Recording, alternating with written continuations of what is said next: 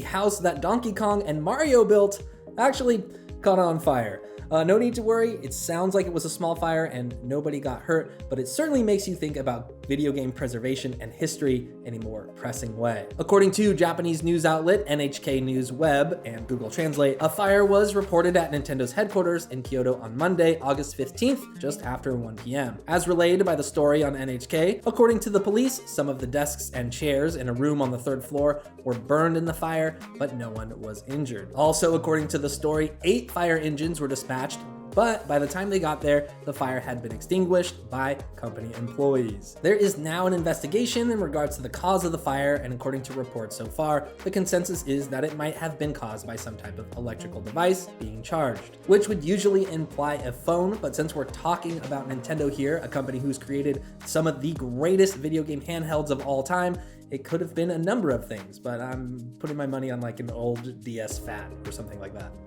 Virtual Boy? I don't know. A few humorous responses have come from the situation. Nibel, a popular video game news aggregator on Twitter, posted the story, to which a Twitter user replied, "Switch Pro, too powerful for public use." Nibel replied, "The price for 8K resolution at 200 frames per second." Others replied, imagining the only copy of their most anticipated Nintendo game getting burnt up or delayed, Breath of the Wild 2 and an official English translation of Mother 3 being some of the standouts here. On a more serious note, while a smaller incident like this probably isn't going to create any major delays for any big video games in production over there at Nintendo, it certainly might prompt Nintendo to reconsider just how safe their working space actually is over there in Kyoto, as well as maybe even prompt them to think about how to better preserve some of that revered video game history they have there just stored away in the hallowed halls of Nintendo HQ. According to VGC, Nintendo has recently been working on updating its emergency plans in the event of a disaster or re-elevated conditions surrounding infectious diseases. In a shareholder Q&A, Nintendo president Shuntaro Furukawa said, "Even if our business continuity is hindered by a natural disaster, such as an earthquake or by some dangerous infectious disease, which is highly contagious and could cause a serious medical condition, we have a documented response plan and have implemented various proactive measures so that we can restore operations as quickly as possible."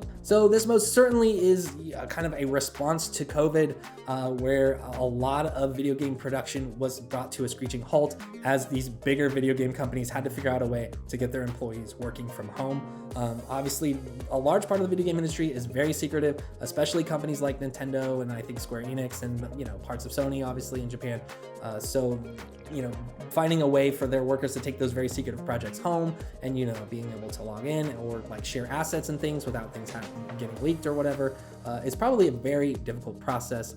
Based on reports that I've read in the past, Japan was hit particularly hard with that transition, whereas in the US, again, smaller studios were able to make that transition pretty readily. Some bigger studios even were able to make it happen, but I guess the infrastructure in Japan and other parts of the world didn't make it as easy for that switchover. In addition, Japan is no stranger to natural disasters like earthquakes, so again, Nintendo probably started getting serious about finding ways to insulate itself in the event of another crisis, following COVID, basically. Furukawa added, "If a disaster occurs, we will convene a disaster response committee headed by the president that will act to confirm the safety of our employees, protect the integrity of company property, and secure personal and communication systems for the recovery effort." He also stated that Nintendo has taken other measures such as creating data backups and using multiple manufacturing partners to make sure any disruption is minimal, which apparently wasn't as big of a concern before. It's kind of a weird mix of things where obviously you want to make sure people and your employees are safe, but Nintendo as a company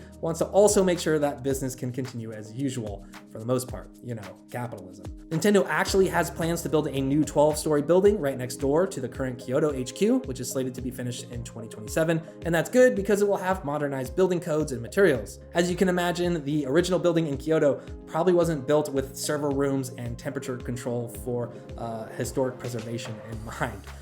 But I can't help but think, even if you were able to digitize all the old and current games and back them up on the cloud-based servers, there's probably still a lot of things at Nintendo HQ or somewhere in there that could be lost in the event of a disaster. So I'm going to leave you with this question. If you could save one thing from Nintendo overall in general for all of time, what would it be? Let me know in the comments. Thank you so much for watching, and for more video game news and updates, stay tuned right here to Inside Gaming.